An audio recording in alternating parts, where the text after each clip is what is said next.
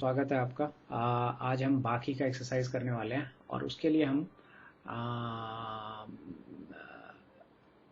ये जो लाइन है ना, ये क्यों सही है गलत है ये हम डिस्कस कर लेंगे, बट उससे भी इम्पोर्टेंट है ये साइट पे आप जाके, है ना, ये वाली साइट जो है यहाँ से आप ये डेटा डाउनलोड कर सकते हो, ठीक है ना। तो इसमें वर्ल्ड की सारी सिटीज़ का लॉन्गिट्यूड लैटिट्यूड दिया हुआ है, तो इसको अगर आप डाउनलोड करोगे तो आपको ये ऐसा डेटा दिखेगा। अब इसमें दिक्कत क्या है कि इसमें कुछ सिटी का डुप्लीकेट्स है, पर वो जेन्युइन डुप्लीकेट है। For example Delhi,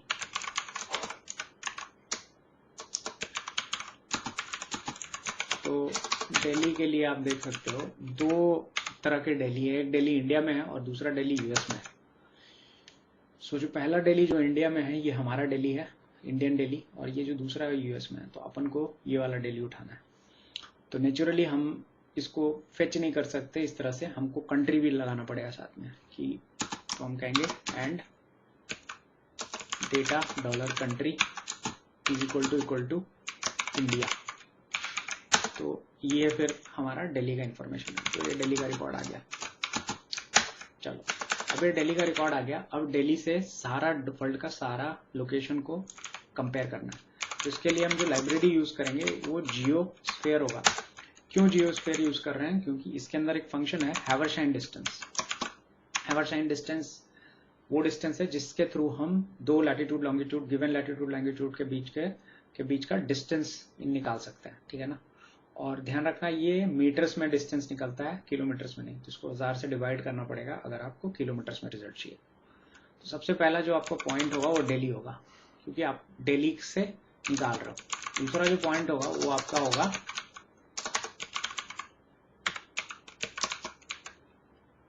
light long, ठीक है। सो इसको आप ऐसे लिख सकते हो और इसको चला सकते हो। तो NS ये कहता है point non numeric argument to binary operator. तो इसमें बहुत सारा इशू हो सकता है, तो अपन एक बार हम रिकॉर्ड चेक कर लेते हैं कि क्या ये सारे न्यूमेरिक ही तो हैं, कैरेक्टर तो नहीं है ना कहीं। तो लैटिट्यूड लॉन्गिट्यूड यहाँ तो न्यूमेरिक लग रहा है, यहाँ भी न्यूमेरिक होगा, ठीक है। तो यहाँ पर भी एक बार चेक कर लेते हैं। तो ये सही आ रहा है, ठीक है। तो what seems to be the problem, तो इसका बहुत सारा इशू हो सकता है, डिपेंड करता है इम्प्लीमेंटेशन कैसा है। बट इसको हम थोड़ा सा ना डीप डाउन, और जानबूझ के मैंने एग्जांपल लिया है कि जब इस तरह के एरर आते हैं और आपको एग्जैक्टली नहीं पता है कि हो क्या रहा है, तो कह रहा है non numeric argument to binary operator in warning n is introduced by coercion। तो इसका क्या मतलब है non numeric argument to a binary operator? तो इसका मतलब है कि अगर आप मान लो, इसका मतलब बड़ा सिंपल है, a+2, ठीक है, non numeric argument to binary operator. तो इसका मतलब कोई ऐसा ऑपरेशन हो रहा है जो अलाउड नहीं है बट हम उसको कह रहे हैं करो, ठीक है। तो यहां पर इसका रीजन ऐसा है कुछ कि यहां पर आप क्या करो, लैटिट्यूड को अलग लिखो,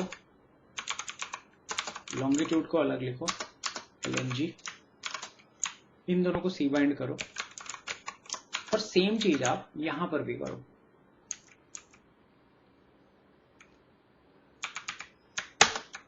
ठीक है ना। अब दूसरा एरर है, देखो यहां करने की जरूरत नहीं क्योंकि ऑलरेडी ये एक डेटा फ्रेम फॉर्मेट में, फॉर सम रीजन यहां पर आपको इस तरह का फॉर्मेट चाहिए। ओके, अब ये जो चीज है ना, पॉइंट्स टू मैट्रिक्स कह रहा है लैटिट्यूड लेस देन 90 डिग्री। इसका मतलब ये है कि हम जो इसका ऑर्डर ले रहे हैं ये सही नहीं है। तो इसका डॉक्यूमेंटेशन अगर आप पढ़ोगे, और मैं इसलिए ये सब एरर दिखा रहा हूं क्योंकि बहुत जेन्युइन एरर है। जब हम ये सब करते हैं तो हम सोचते नहीं है ज्यादा, कई बार फंक्शन के पीछे लग जाते हैं। तो लॉन्गिट्यूड स्लैश लैटिट्यूड, तो कहता है कि पहला जो आर्ग्यूमेंट होगा वो लॉन्गिट्यूड होगा, लैटिट्यूड नहीं होगा। तो यहाँ पर LNG करो और यहाँ LAT करो और यहाँ पर वापस LAT करो और LNG करो, ठीक है। अब चलाओ, सारे के सारे डिस्टेंसेस आ गए। तो मैंने क्यों एग्जांपल लिया, इसके पीछे बहुत सारा रीजन है। तो ये बहुत छोटा सा प्रॉब्लम है, बट जब आप इसको सॉल्व करते हो ना तो बहुत वियर्ड। अब इसको देखो, जैसे ये देखो, ये एक मैट्रिक्स है, ठीक है, बट जैसे ही इसको आप डेटा फ्रेम दे रहे थे तो ये नहीं ले रहा था, ठीक है ना। उसका रीजन ये था कि इसमें और भी बहुत सारा जो है इंफॉर्मेशन पड़ा हुआ है। तो इसको करने का एक दूसरा तरीका ये भी है कि रादर देन दिस हम ऐसा भी कर सकते हैं, क्या, सो लॉन्गिट्यूड और लैटिट्यूड सेम रिजल्ट, कोई दिक्कत नहीं है। तो कहने का मतलब यहाँ जो इन्फॉर्मेशन होगा वो सिर्फ लैटिट्यूड लॉन्गिट्यूड का होगा। अगर आप कोई और इन्फॉर्मेशन दे दोगे तो जैसे ये हो रहा था, यहाँ पर क्या हो रहा है, यहाँ पर लैटिट्यूड लॉन्गिट्यूड के अलावा भी जो इन्फॉर्मेशन है वो ऑपरेट हो रहा है, तो वो पॉसिबल नहीं है, इसको वो प्रोसेस नहीं कर पाएगा। तो ये एग्जाम्पल मैंने स्पेसिफिकली इसीलिए लिया है क्योंकि ये मिस्टेक ना मैंने बहुत बार करी है, ठीक है ना। तो जब आप इन्फॉर्मेशन, जब कोई भी नया फंक्शन, क्यों बता रहा हूँ ये, इसके पीछे एक बहुत सॉलिड लॉजिक ये है कि जब भी आप कोई फंक्शन इस्तेमाल करते हो ना, तो हमेशा उसको करने से पहले एक नजर इधर जरूर डाल देना। ये आपको बहुत कुछ बताता है, जो एक दो लाइन जो है लिखे हुए हैं, इससे आपको बहुत कुछ समझ में आता है। और कमाल ये है, अब इस फंक्शन का ये कमाल नहीं है, ये कमाल दूसरा भी है। ये फंक्शन में आप देखोगे इसका तो एक रिकॉर्ड है, सिर्फ एक रिकॉर्ड है, पर इसका मल्टीपल रिकॉर्ड है। तो इस फंक्शन को, ये ऑलरेडी एक वेक्टराइज्ड फंक्शन है। हमने डिस्कस किया हुआ है पहले कि वेक्टराइज्ड फंक्शन क्या होते हैं। वेक्टराइज्ड फंक्शन होते हैं जहां पर हर ऑपरेशन जो है सब ऑब्जेक्ट के साथ मिलता है। तो यहाँ पर मल्टीपल इनपुट है, राइट, इसमें बहुत सारे इनपुट है। यहाँ पर एक है लेकिन यहाँ पर मल्टीपल है, तो मल्टीपल इनपुट और मल्टीपल आउटपुट भी आ रहे हैं आपको, ठीक है ना। तो जब मल्टीपल इनपुट और मल्टीपल आउटपुट, जब इसको चलाओगे तो मल्टीपल आउटपुट आते हैं, राइट, डिस्टेंसेस सारे दिखते हैं आपको।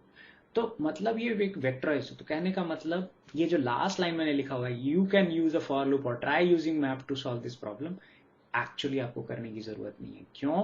क्योंकि ये सोल्यूशन ऑलरेडी वेक्टराइज्ड है ना। अब कोई भी फंक्शन जब आप पढ़ते हो ना, दिस आवर शाइन, तो आपको इसमें कहीं नहीं लिखा हुआ है कि ये वेक्टराइज्ड फंक्शन है। ये आपको ना करके समझ में आता है कई बार। तो कई बार ना हम बिना पढ़े जब करते हैं चीजों को, तो उसमें होता क्या है, उसमें होता ये है कि हम बहुत बड़ा मिस्टेक ये करते हैं कि हम अज्यूम कर लेते हैं कि फंक्शन वेक्टराइज नहीं है, जबकि वो फंक्शन वेक्टराइज होता है, और झूठ मूठ का फॉर लूप लगाते हैं, ठीक है ना। तो गलत है। अभी आप चेक कर सकते हो कि सही आया कि नहीं डिस्टेंस। तो देखो, दिल्ली से दिल्ली का डिस्टेंस जो है 0 आ रहा है, और दिल्ली से मुंबई का डिस्टेंस करीब करीब 1200 किलोमीटर है, जो कि करेक्ट आ रहा है। तो 11, ये जो 4th सिटी है मुंबई है आपकी, आप इसको हेड मारोगे ना, तो 4th सिटी जो है आपकी मुंबई है। मुंबई और दिल्ली के बीच में करीब करीब 1200 किलोमीटर का डिस्टेंस है, जो कि हमको दिख रहा है, ठीक है ना। तो इसको मैं 1 से 5 तक ही देखते हैं अपन, सारा प्रिंट नहीं करते हैं। तो ये आप देख सकते हो करीब करीब 1200 किलोमीटर का है। ये मीटर्स में है, तो 1000 से डिवाइड करोगे तो 1167 1167 किलोमीटर जो है डिस्टेंस है मुंबई और दिल्ली के बीच में। तो आई होप ये एग्जाम्पल समझ में आया हो। ये फंक्शन जियोस्फीयर का है, ठीक है। 2 पॉइंट लॉन्गिट्यूड लैटिट्यूड डालते हैं, लैटिट्यूड लॉन्गिट्यूड नहीं डालते हैं। और दूसरा, फंक्शन के अंदर सारा का सारा इंफॉर्मेशन नहीं डालना है, सिर्फ आपको लॉन्गिट्यूड और लैटिट्यूड ही पास करना है। तो हम इससे क्या क्या चीजें सीखते हैं। सबसे पहला चीज हम ये देखते हैं कि डेटा में डुप्लीकेट्स हो सकते हैं। तो डेटा में अगर डुप्लीकेट है, एक ही चीज बार बार आ रही है, तो उसको आप सीधे इस तरह से रिमूव कर सकते हो, ठीक है, अगर प्योर डुप्लीकेट्स हैं तो अगर मेरे को ये देखना है कि डेटा में एक्चुअली डुप्लीकेट है कि नहीं, तो मेरे को सीधा ये करना है डुप्लीकेटेड डेटा, कोई डुप्लीकेट नहीं है डेटा में, ठीक है। पर जब मैं दिल्ली को ऐसे देखता हूं ना, सिर्फ डेटा दिल्ली का, तो मेरे को दिखता है 2 सिटी दिल्ली। पर मैं ध्यान से और देखूं तो मेरे को समझ में आता है, अच्छा, 2 एक अलग अलग कंट्री के लिए, मतलब दिल्ली दुनिया में 2 जगह प्रेजेंट है, एक इंडिया में, एक यूएस में। तो अपने को इंडिया वाला दिल्ली लेना है, इसीलिए हम यहाँ पर जब फिल्टर कंडीशन लगाते हैं तो दिल्ली और इंडिया दोनों लगेगा। तो हम यहाँ पर डुप्लीकेशन सीखते हैं कि डेटा में डुप्लीकेट हो सकता है, ठीक है। दूसरा, कोई भी जब नया फंक्शन यूज करते हैं तो सबसे पहले उसका डॉक्यूमेंटेशन पढ़ते हैं। अगर डॉक्यूमेंटेशन आप नहीं पढ़ते हो, तो मैं जो एरर कर रहा था, मैं रीइटरेट करना चाहूंगा। वो एरर मैंने इसलिए दिखाया है ताकि आपको ये पता चले कि जब आप एक्सपेरिमेंट करते हो तो किस तरह के एरर आ सकते हैं, ठीक है। और जब एरर आते हैं तो आप कैसे उसको फिगर आउट करो। For example, non numeric argument to a binary operator. इसका मतलब क्या है कि जो बाइनरी ऑपरेटर आपका ले रहा है, जो भी यूज कर रहे हैं, उसमें नॉन न्यूमेरिक है आर्ग्यूमेंट उसका, उसको न्यूमेरिक होना चाहिए। ऐसा क्यों आ रहा है? ऐसा इसलिए आ रहा है कि मैं सीधा सीधा यहाँ पर पूरा का पूरा डेटा फ्रेम पास कर रहा हूँ, ठीक है ना। तो जब भी आप ऐसे करोगे तो ये काम नहीं करेगा। तो कहने का मतलब आपको वही इंफॉर्मेशन डालना है यहाँ पर जो इसको लगेगा, अदरवाइज आपको इन्फॉर्मेशन पास नहीं कर सकते, ठीक है। तीसरी चीज, जो सबसे इंपॉर्टेंट चीज हमने यहाँ पता की कि ये फंक्शन बिना फॉर लूप का चल रहा है। कहने का मतलब ये एक सोल्यूशन जो है, ये फंक्शन जो है वेक्टराइज्ड है, इसको आपको बाहर से फॉर लूप लिखने की जरूरत नहीं है। तो कभी भी इस तरह से लॉन्गिट्यूड लैटिट्यूड लगा रहे हो, आपको बस 2 डेटा फ्रेम पास कर देना है, 2 डेटा फ्रेम सिमिलर लेंथ के हो। अगर आपका सिमिलर लेंथ का नहीं होगा तो फिर ये काम नहीं करेगा, ठीक है ना। ये वार्निंग देगा बेसिकली आपको, मतलब यहाँ पर 2 रिकॉर्ड अगर डेली का मैं डाल दूं और फिर इस पे चलाऊं, तो चूंकि इसके इवन नंबर ऑफ रिकॉर्ड्स नहीं है तो इट वोंट वर्क, ठीक है। ओके, तो आई होप ये पॉइंट क्लियर हो गया होगा, ये समझ में आ गया होगा। अच्छा, दूसरा क्वेश्चन क्या है? दूसरा क्वेश्चन है टेक्स्ट डॉट टेक्स्ट को रीड करना है। तो हम सबसे पहले इस ना डेटा को देख लेते हैं ये है क्या।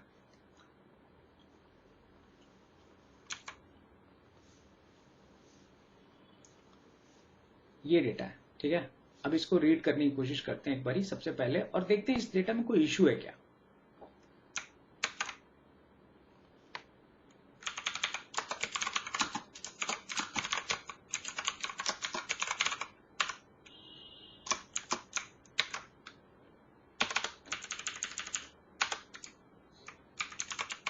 इस डेटा में इश्यू है, पहले बता रहा हूं, बट वो दिख नहीं रहा है अपने को, ठीक है। इसको चलाते हैं। सो ये कुछ कह रहा है, warning in read dot table file header equal to header separator equal to separator quoted incomplete final line found by read dot table header this.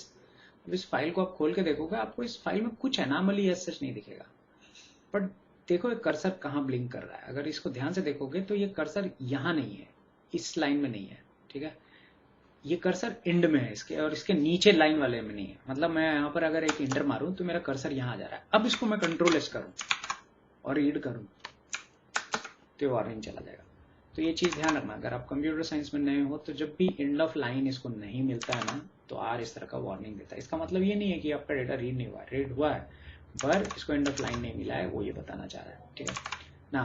ये तो रीड कर लिया हमने, चलो कोई दिक्कत नहीं है। लेट्स अज्यूम इस डेटा में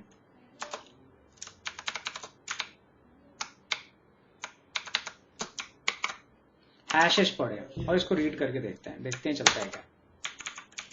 रीड हो गया है, और जो सेकंड रिकॉर्ड है उसको इसने गार्बेज की तरह डाल दिया है, ठीक है। अब सेम चीज को रीड डॉट CSV की जगह रीड डॉट टेबल यूज करते हैं और देखते हैं कि ये चलता है क्या इससे। और यहां पर हम सेपरेटर में कॉमा लगाते हैं and see if it works, और फिर से चलाते हैं तो अरे यहां तो ये सही चल रहा है। अच्छा, यहां पर हेडर मैंने ट्रू नहीं किया, इसलिए हेडर जो है आ गया।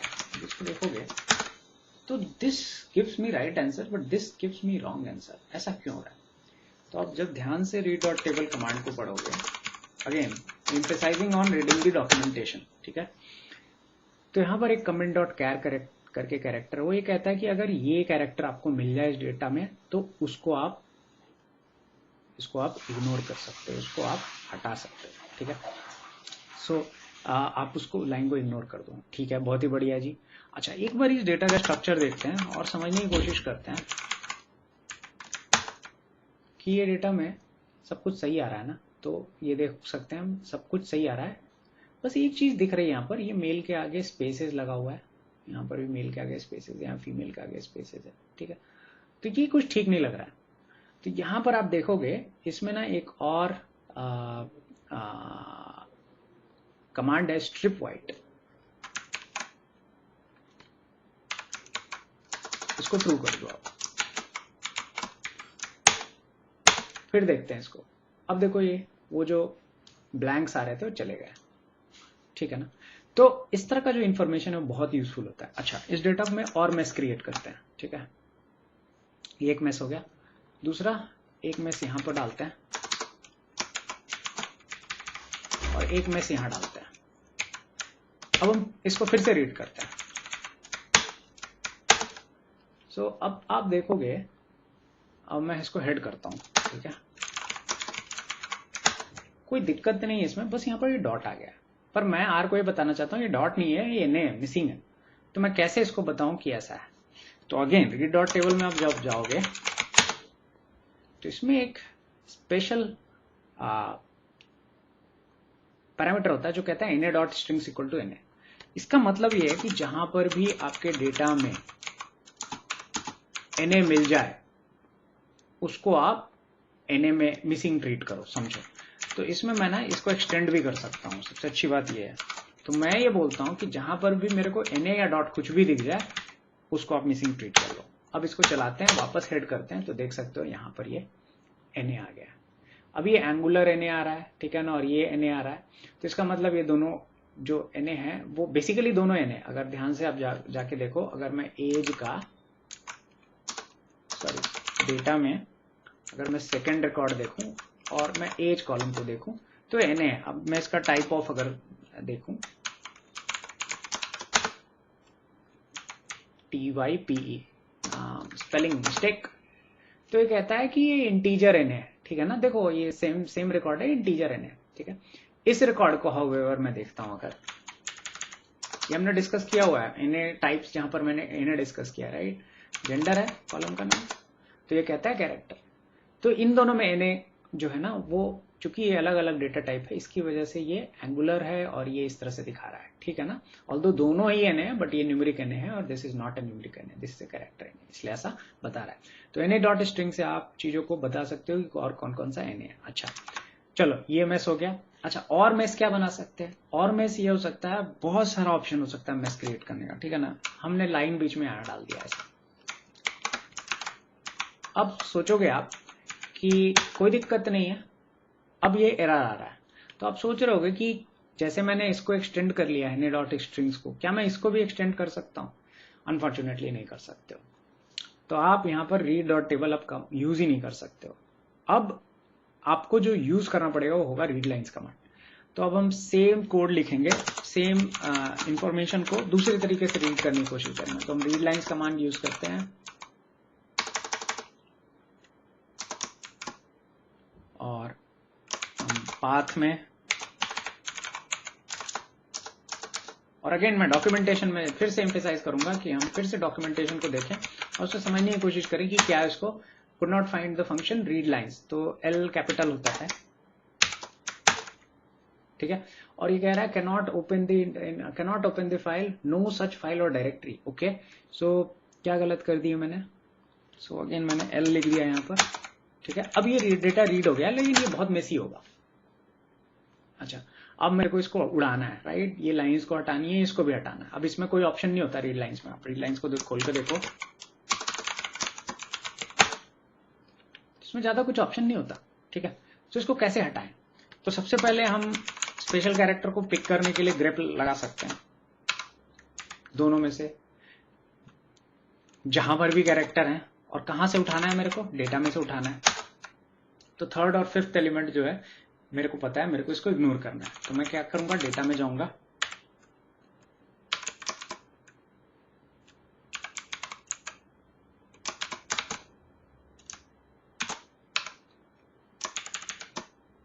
बहुत ही बढ़िया।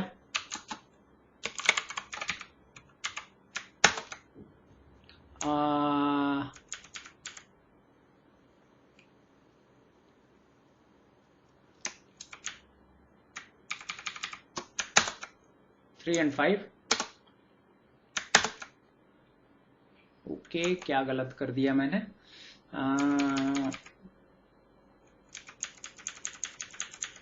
देखो मुझे भी नहीं समझ में आ रहा है क्या गलत कर दिया मैंने। Error in data grep, incorrect number of dimensions.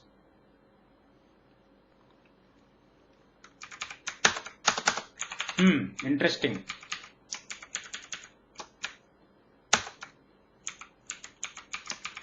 ऐसा क्यों हो रहा पता है? बहुत इंटरेस्टिंग चीज, डेटा फ्रेम नहीं है इसलिए। तो इसका क्लास आप चेक करो, तो इसका कैरेक्टर डेटा, ठीक है ना, और इसको पूरा प्रिंट करो, तो ये कुछ ऐसा प्रिंट कर रहा है, पर ये एक्चुअली डेटा फ्रेम नहीं है, इसलिए कमांड नहीं चल रहा है। तो हमको क्या करना है, यहाँ से चुपचाप कॉमा हटा देना है बस, ठीक है। सो इससे ये प्रिंट हो जाएगा। अब इसमें क्या करेंगे, हम माइनस लगा देते हैं, तो जो चाहिए वो मिल गया मेरे को, ठीक है। सो सिली मिस्टेक है ना। तो अब हम क्या कर सकते हैं, हम इस डेटा को उठा करके रीड कर सकते हैं, क्योंकि अब मेरे को पता है कि अब ये रीड किया जा सकता है, ठीक है। तो अब कैसे रीड करोगे? इसके आगे रीड डॉट टेबल लगा दें, हो जाएगा इससे? क्या नहीं होगा, ठीक है ना। सो अब ये क्यों नहीं होगा, पहले एक बार ही सोचते हैं कि ये दे क्या रहा है। ये एक तरह का कैरेक्टर इंफॉर्मेशन है, और जो टेक्स्ट होता है वो कैसा होता है, वो कैसा होता है, रो बाई रोज न्यू लाइन से सेपरेटेड होता है। तो इसी डेटा को अगर मैं ऐसा लिखूं, पेस्ट 0,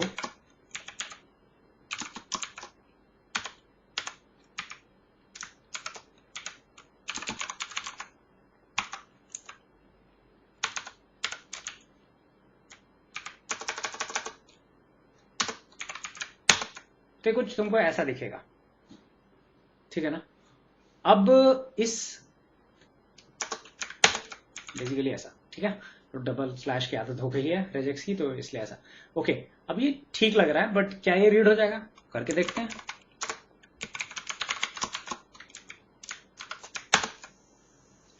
कुछ तो कह रहा है ये, ठीक है। अब इसमें क्या कह रहा है ये, तो इसका जब डॉक्यूमेंटेशन देखोगे कि रीड डॉट टेबल का, तो इसमें कुछ आपको मिलेगा। और सबसे आखिरी का पैरामीटर देखना है इसमें एक टेक्स्ट करके पैरामीटर है, तो इसको अगर आप टेक्स्ट की तरह पास करो तो ये बढ़िया काम करता है। अभी भी प्रॉब्लम है इसमें। अभी क्या प्रॉब्लम है? अभी मैंने सेपरेटर नहीं बताया, इसको सेपरेटर बता दिया, अभी भी प्रॉब्लम है। अभी क्या प्रॉब्लम है कि मेरा हेडर ठीक नहीं आ रहा, हम इसको हेडर बताएंगे, ठीक है।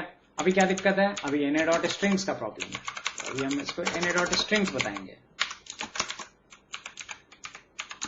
कहने का क्या मतलब है कि सारा प्रॉब्लम को ओवरकम करने के बाद मैंने एक मेसी सा दिखने वाला डेटा को करेक्ट फॉर्मेट में रीड कर लिया। तो कई बार ना जब आपका रीड डॉट टेबल ना चले ना, तो आप रीड लाइंस पे फॉल बैक कर जाओ, वहां पर डेटा क्लीन करो और फिर वापस उस पर रीड डॉट टेबल लगा के डेटा को रीड कर लो। ये एक बहुत ही वाइज तरीका है आई थिंक, और over the year of data cleaning और डेटा प्रोसेसिंग करते करते मैंने सीखा है। मैंने किसी किताब में, कहीं किसी बुक में नहीं पढ़ा, इन्फॉर्मेशन मुझे किसी ने दी नहीं है। ये खुद से सोच के कि अच्छा ये ऐसे काम करता है, वैसे काम करता है, अच्छा तो ये फाइल रीड कर सकता है, टेक्स्ट फाइल क्यों नहीं कर सकता, ये सब जब आप क्वेश्चन करते हो ना, तब आपको सोल्यूशन सही मिलते हैं। देन आई रियलाइज कि इसके अंदर एक टेक्स्ट पैरामीटर होता है, और मुझे ना इनमें से हर पैरामीटर का इंडिविजुअल मतलब पता है कि इसका मतलब क्या होता है। मैंने जो इंपॉर्टेंट थे वो आपको बता दिए हैं, आप खुद बाकी के चेक कर सकते हो। और ऑफ कोर्स आपको कोई सारे ये पैरामीटर नहीं बताएगा, उसके पीछे रीजन ये है कि एक अलग से सेशन चाहिए जिसके अंदर रीड डॉट टेबल और रीड डॉट सीएसवी आपको फुल स्टार्ट टू एंड सब कोई बता पाए। वो शायद कभी भी पॉसिबल नहीं है, और शायद उसका रीजन ये भी कि 99% टाइम आपको उसको जरूरत नहीं होगी। एक एक्सट्रीम केस मैंने लिया है जहां पर मैंने कुछ चीजें आपको बताई है, ठीक है ना। तो आप बाकी के पैरामीटर्स इसके फिगर आउट खुद कर सकते हो, ठीक है।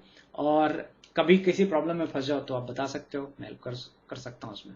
तो आई होप ये प्रॉब्लम आपको समझ में आ गया होगा कि ये प्रॉब्लम बहुत सिंपल था देखने में, राइट, इस फाइल को रीड करना है, बट एक्चुअली क्या है, सिंपल है।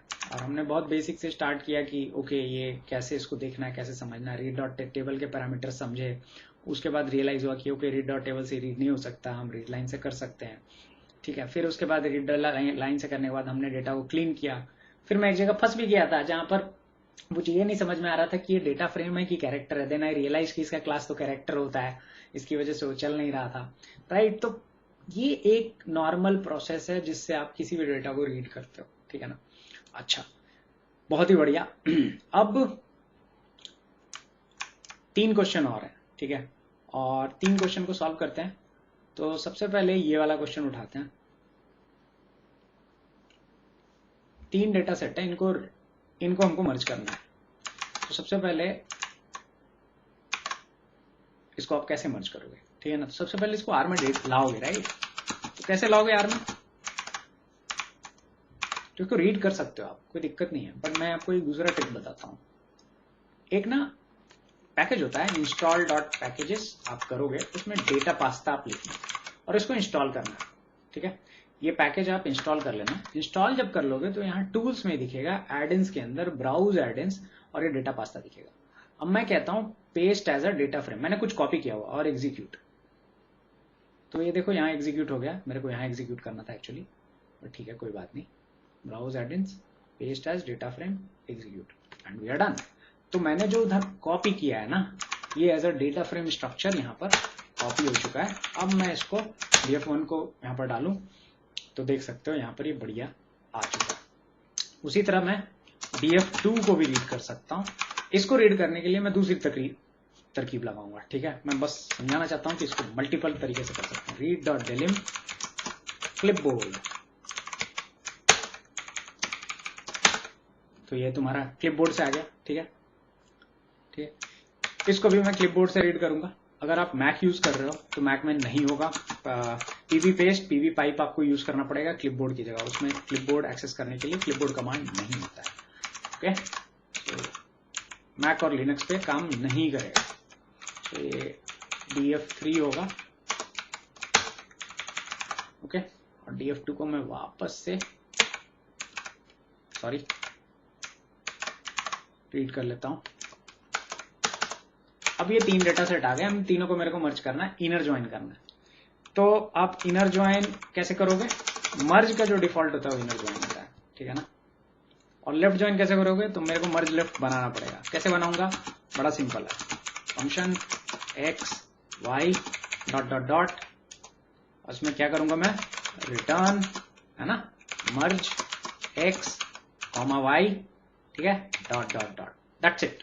आपको ये कर देना है और कोई दिमाग लगाने की जरूरत नहीं है। यहां पर आप एक और पैरामीटर आपको रखना पड़ेगा, all dot x is equal to true और all dot y is equal to false. इसका मतलब है, इसका क्या मतलब है? लेफ्ट ज्वाइन कर रहा है, ठीक है। And we are done. By default merge होता है, इनर ज्वाइन करता है। तो अब मेरे को इन तीनों को आपस में मर्ज करना है। df1 को लेफ्ट साइड का टेबल रखना है, तो मेरे को क्या करना पड़ेगा? मर्ज df1 df2, ठीक है। दोनों में जो कॉमन कॉलम है आपका, आप देख सकते हो कौन सा कॉमन कॉलम है।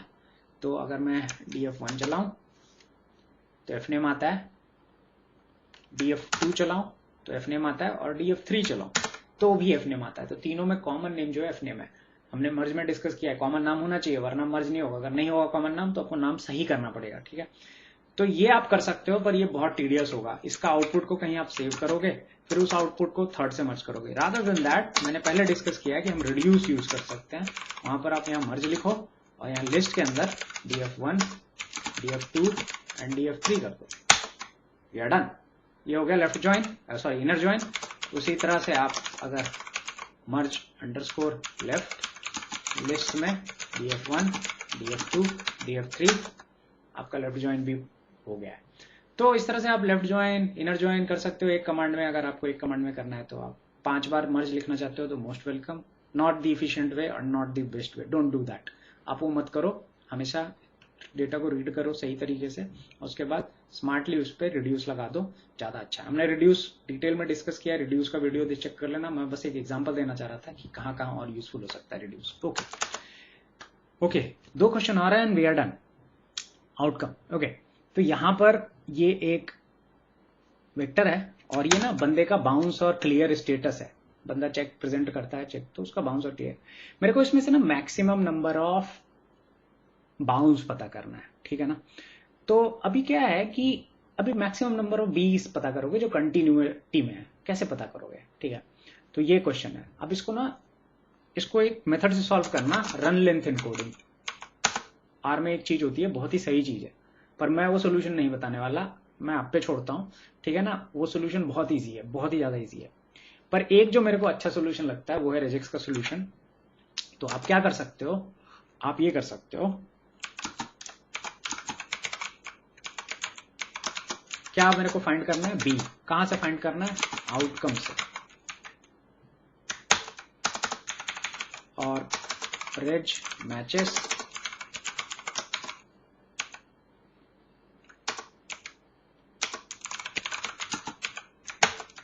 ठीक है, करेक्ट ना, यही आ रहा है।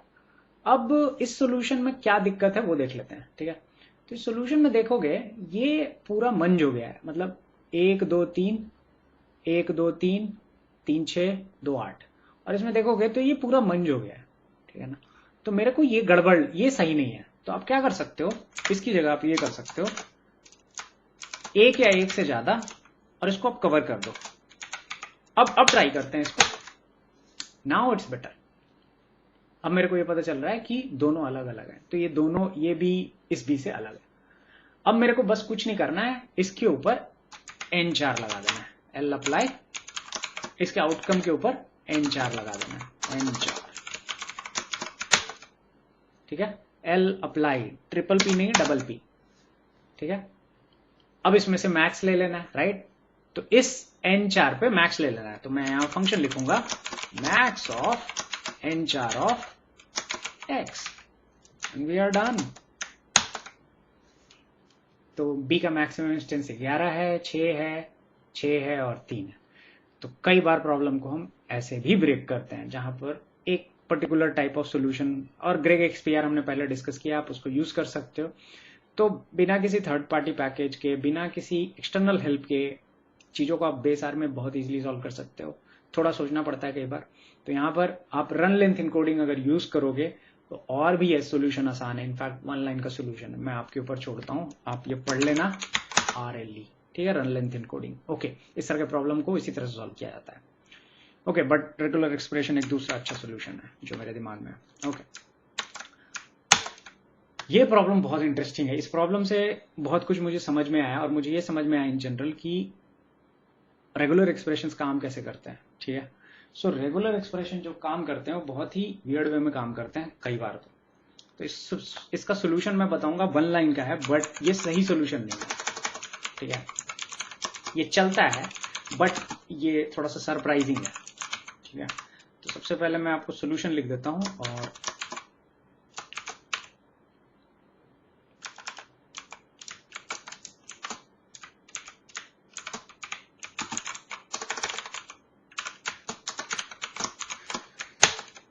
ये देखो, मेरे को करना ये है कि ये जो एलिमेंट है इसको 3-3 के स्प्लिट पे करना है। तो इनके बीच में स्प्लिट लगाना है, इनके बीच में स्प्लिट लगाना है, इनके बीच में स्प्लिट लगाना है, इनके बीच में स्प्लिट लगाना है, इनके बीच में, और इनके बीच में, इनके बीच में, सॉरी, इनके बीच में स्प्लिट लगाना है, इनके बीच में स्प्लिट लगाना है, इनके बीच में स्प्लिट लगाना है, इनके बीच में स्प्लिट। ये स्प्लिट मुझे करना है। अब मैंने ये मैनुअली आपको करके दिखाया, ये मुझे कोड के थ्रू करना है, ठीक है ना। और ये कहां से, ये इन्फॉर्मेशन मुझे ये कैसे पता है इस तरह से करना है? तो अगर आपने कभी ब्यूरो डेटा देखा है ना, तो ब्यूरो डेटा में इस तरह से डीपीडी स्ट्रिंग्स होती हैं जो इस तरह की पड़ी हुई रहती हैं। तो उसमें कई बार ना हम डेटा को इस तरह से स्प्लिट करते हैं, 3-3 के बाउंड्री पे पड़ी रहती है, राइट। तो कई बार ये इन्फॉर्मेशन इस तरह से पड़ा रहता है, तो उसमें से हमको कई बार मैक्सिमम डीपीडी निकालना होता है। जैसे मान लो ये इन्फॉर्मेशन है, ठीक है ना। अब एबीसी कोडेड है तो इसका कोई मतलब नहीं है। तो इस बंदे का डीपीडी कैसे, कितना मैक्सिमम हो सकता है? इस बंदे का डीपीडी 890 हो सकता है मैक्सिमम, क्योंकि 3 का स्प्लिट पे ये देखोगे यही मैक्सिमम वैल्यू है। तो इस तरह से ना स्ट्रिंग का कई बार मैक्सिमम वैल्यू, बहुत इंपॉर्टेंट इंफॉर्मेशन छुपी हुई रहती है इस तरह की स्ट्रिंग्स में, और कई बार हमको इसको स्प्लिट करना होता है। तो यहां पर मैंने इसका कोड लिखा। कोड क्या कहता है? मैं लुक बिहाइंड करो और उसमें देखो कि क्या इस स्ट्रिंग के पीछे 3 स्ट्रिंग है। अगर है तो उसको ब्रेक कर दो। तो सुनने में बड़ा सिंपल सोल्यूशन लगता है, और जब ये आप स्प्लिट करते हो तो आपको आंसर भी मिल जाता है। बट क्या ये राइट स्प्लिट है, और क्या ये रेगुलर एक्सप्रेशन सही है? ये क्वेश्चन है, इसका आंसर आपको सोचना है।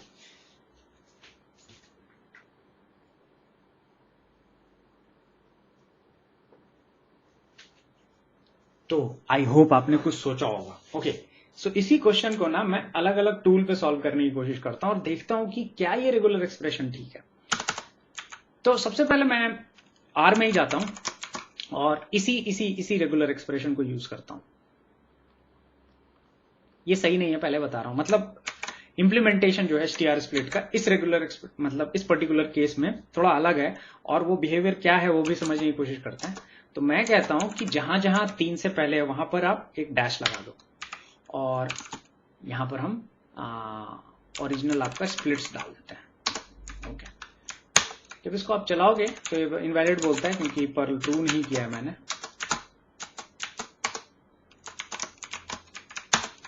ओके, तो ये सही नहीं आ रहा, राइट।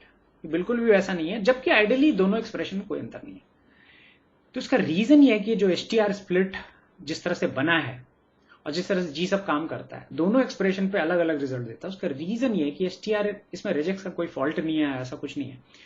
str स्प्लिट का जो इंप्लीमेंटेशन है वो थोड़ा सा वियर्ड है। ये सीक्वेंशियल स्प्लिट करता है। कहने का मतलब ये पहले इसको मैच कराएगा, फिर ये स्प्लिट करेगा, फिर जो बाकी का बचा हुआ स्ट्रिंग है उस पर फिर से रेगुलर एक्सप्रेशन चलाएगा, फिर उसको स्प्लिट करेगा। ये तब तक करता रहेगा जब तक कि कंडीशन पॉसिबल ना हो। जबकि जी सब ऐसा नहीं करता, या कोई भी दूसरा, इवन जो स्ट्रिंग आर का str स्प्लिट है वो भी ऐसा ही करता है जैसा जी सब कर रहा है। तो यहां पर मैं आपको दिखाना चाहता हूं, क्वेश्चन मार्क।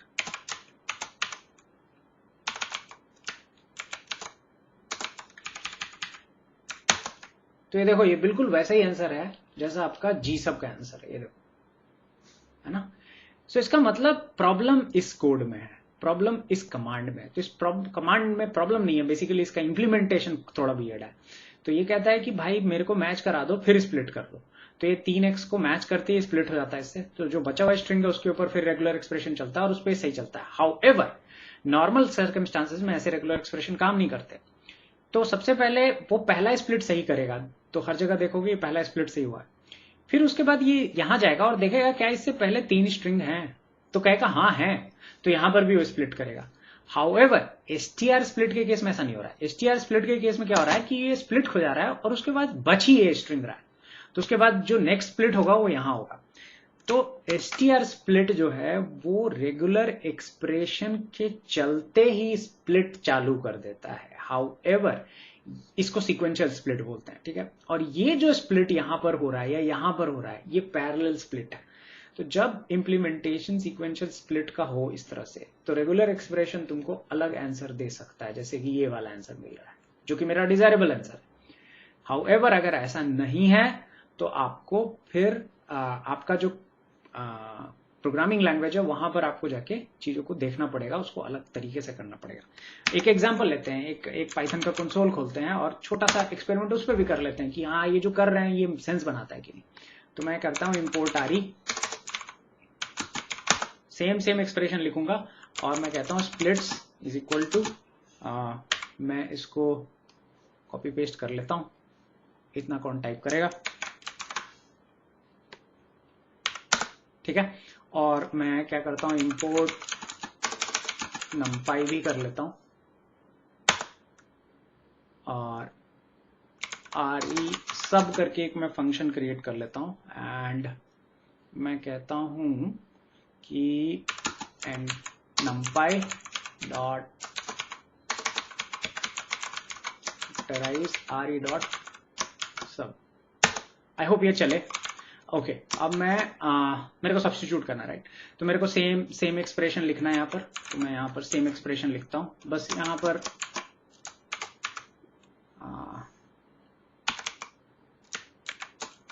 मैं इसको फॉन्ट को बड़ा कर देता हूँ, नजरों में अगर ना आ रहा हो तो मुझे भी देखने में दिक्कत हो रही है। और स्प्लिट्स, ठीक है। और इसको मैं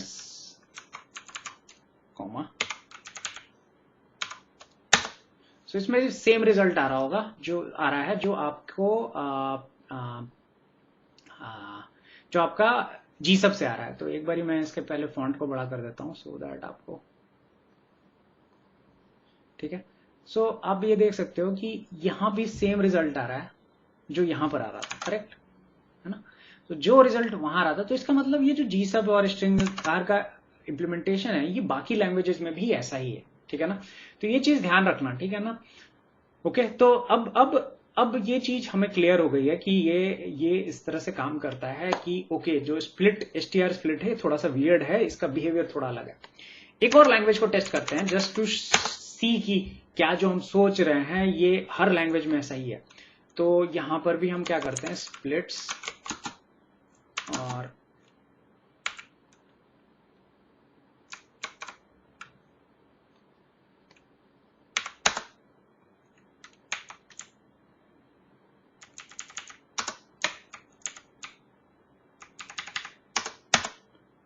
एक मिनट, एक काम करते हैं इसको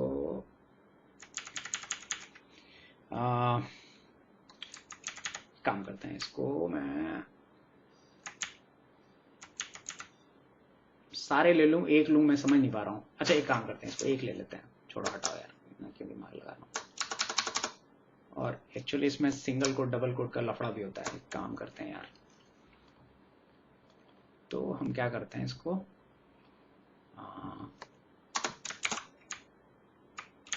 मैं एक ही ले लेता हूं, ठीक है।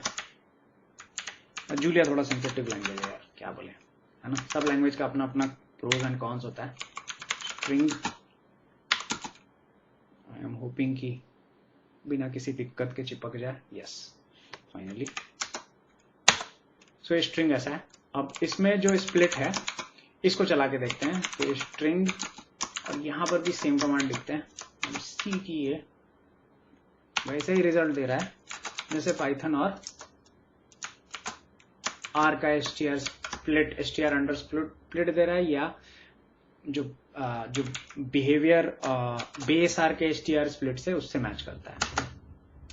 सो ये कुछ कह रहा है, वो ये कह रहा है कि ओके, तो हम इसको रॉ स्ट्रिंग डालेंगे। सो रॉ स्ट्रिंग डालते ही हमको ये समझ में आता है कि देखो ये बिल्कुल वैसे ही काम कर रहा है जैसे पाइथन और आर का जो str स्प्लिट है वो काम कर रहा है, पर जो बेस आर का str स्प्लिट है उससे बिल्कुल भी इसका बिहेवियर अलग है। तो कहने का मतलब ये है कि हर लैंग्वेज में जो str स्प्लिट का बिहेवियर है या जो स्प्लिट का बिहेवियर है इस रेजेक्स के लिए ये एक जैसा है, कंसिस्टेंट है, एक्सेप्ट str स्प्लिट। अब कहना ऐसा है बहुत लोगों का कि ये बग भी हो सकता है, ठीक है। तो मैंने इस पे बहुत रिसर्च कर ली है, तुम इस पे समय में बर्बाद मत करना। मुझे ये पढ़ पढ़ के इतना समझ में आया है कि ये बिल्कुल सीक्वेंशियल स्प्लिट करता है, और ये थोड़ा सा सटल वे में लिखा हुआ डॉक्यूमेंटेशन में, बट ये क्लियर नहीं है, ठीक है। तो थोड़ा सा मैं मोरल ऑफ द स्टोरी है कि जब भी इस कमांड को यूज करो ना, तो ध्यान रखना ये कमांड बिहेवियरली हो सकता है वैसा आउटकम ना दे जैसा तुम एक्सपेक्ट कर रहे हो। इसका ये मतलब नहीं है कि तुमने रेजेक्स गलत लिखा है, इसका ये मतलब है कि इस कमांड जो है अलग तरीके से काम कर रहा है। तो अपने रेजेक्स को चेक करने के लिए कभी भी str स्प्लिट पे भरोसा मत करना। रेजेक्स को अगर चेक करना है तो आप GSUB यूज करो, ग्रेप यूज करो, वो ज्यादा यूजफुल है, क्योंकि वो प्योर रेगुलर एक्सप्रेशन वाले कमांड है। ये हमने डिस्कस किया है कौन कौन से प्योर, ये ऐसे कमांड है जो रेगुलर एक्सप्रेशन को यूज करते हैं पर रेगुलर एक्सप्रेशन के लिए नहीं बने। However GSUB, grep, greg XPR, greg matches, ये सारे वो कमांड है जो एक्चुअली रेगुलर एक्सप्रेशन के लिए बने हुए हैं। तो ये चीज ध्यान रखना। तो ये मैंने इस पर बहुत वक्त बर्बाद किया है, बहुत रातें काली की हैं कि ये बिहेवियर क्यों अलग है, बहुत कुछ पढ़ा है मैंने। देन आई रियलाइज कि ओके ये सीक्वेंशियल स्प्लिट करता है, ये वैसे काम नहीं करता। और मैंने तुमको कंपैरिजन करने के लिए 3 अलग अलग लैंग्वेज का वो भी दिखा दिया है कि हाँ, तीनों लैंग्वेज पे चीजें बहुत ही अलग काम नहीं करती हैं। एक्चुअली वो जो स्प्लिट है वो कुछ ऐसा काम करता है जो आर में GSUB या स्ट्रिंग आर का str स्प्लिट इंप्लीमेंटेशन है। ये इंप्लीमेंटेशन कंप्लीटली डिफरेंट है, वे ऑफ है। तो आई होप ये चीज क्लियर हो गई होगी, इसलिए मैं क्वेश्चन को बताना चाहता था, इसलिए मैं क्वेश्चन को डिस्कस करना चाहता था, क्योंकि कुछ चीजें ऐसी होती है जो आपको बुक पढ़ के चीजें नहीं समझ में आती है। आप जब तक उसके ऊपर प्रैक्टिकल काम नहीं करोगे आपको क्लैरिटी मिलेगी नहीं कि ऐसा काम क्यों कर रहा है। तो str स्प्लिट से थोड़ा सावधान रहना मेरे हिसाब से इन फ्यूचर, ठीक है ना। आई होप आपको ये सीरीज अच्छी लगी होगी, आपको इससे कुछ सीखने को मिला होगा। मैंने जानबूझ के इसमें बहुत सारी गलतियां की हैं ताकि आपको ये समझ में आए कि गलतियां इज द इम्पोर्टेंट थिंग। गलती जितनी करोगे उतना ज्यादा सीखोगे। तो ये मोरल है इसके पूरे आउटकम का, ठीक है ना। डिस्करेज नहीं होना चाहिए गलतियों से, तकलीफ नहीं होनी चाहिए, बुरा लगता है जरूर, बट आई थिंक वो आपको सबसे अच्छा as at the end of the day, at the end of your lifetime, आदमी को सबसे अच्छी चीज जो उसकी गलतियां होती है वही बनाती है, ठीक है ना। दुनिया में कोई विनर और लूजर नहीं होता। अगर आप अपने आप को लोगों से कंपेयर करोगे तो आप हमेशा डिफीटेड या अच्छा फील कर सकते हो, पर जब आप अपने आप से अपने आप को कंपेयर करोगे ना तो हमेशा आपको रियलाइज होगा कि आप विनर ही हो, क्योंकि हर डे आप ग्रो कर रहे हो, एक बेटर इंसान बन रहे हो। तो पॉइंट ये है कि आप कभी भी कोई भी लूजर नहीं हो सकता दुनिया में। तो पॉइंट ये, गलतियां करनी बहुत जरूरी है, तभी आप सीख सकते हो। ओके, इस सत्य वचन के साथ मिलते हैं अगली बार डीप लायर के ट्यूटोरियल में। तब तक के लिए अलविदा, बाय बाय, टेक केयर, अपना ध्यान रखिए, and God bless you all, and जय हिंद।